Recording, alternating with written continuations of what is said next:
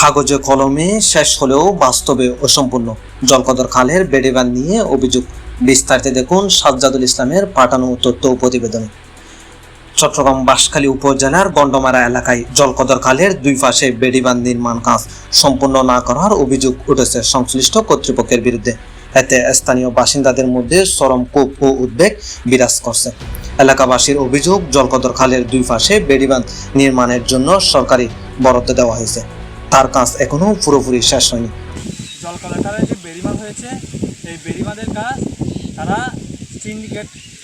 সিন্ডিকেটের জড়িতের কারণে আজকে বেড়িবাঁধের কাজ অর্ধেক হয়েছে আর অর্ধেক হচ্ছে না।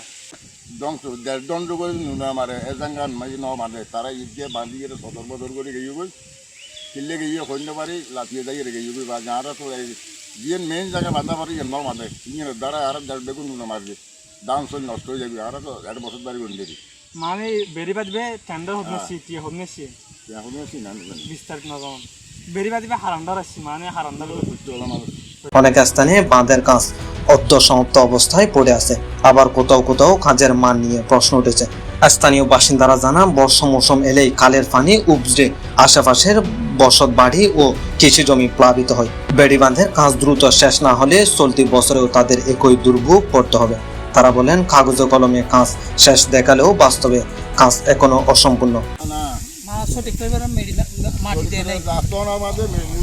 তারা রাত্রে চলে গেছে, কিছু মাটি কম দিছে, কিছু বাড়াই দিছে, এদিকে লয় এদিকে লয় নাই, এরকম করে রাত্রে তারা পুরো রাস্তা কি হয়েছে না বেড়িবাঁধ কি হয়েছে না পুরো বেড়িবাঁধ হয় নাই। দেখেন ওখানে সামনে দিকে দেখেন একদম ভাঙ্গা, ওদিকে দিকে দেখেন মাটি ফার্স্ট বেশি করে দিছি মাটি, এখানে এসে মাটি দিছে অল্প অল্প।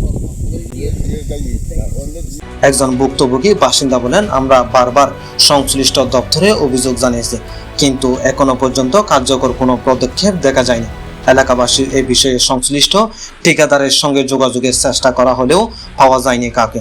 তবে স্থানীয়দের দাবি, দ্রুত সময়ের মধ্যে বেড়িবাঁধের কাজ সম্পন্ন করা না হলে বড় ধরনের ক্ষয়ক্ষতির আশঙ্কা রয়েছে। এলাকাবাসী অবিলম্বে কাজের সুষ্ঠু তদন্ত ও দ্রুত সমাপ্তির দাবি জানিয়েছে, যাতে আসন্ন বর্ষা মৌসুমে তাদের জীবন ও সম্পদ রক্ষা পায়।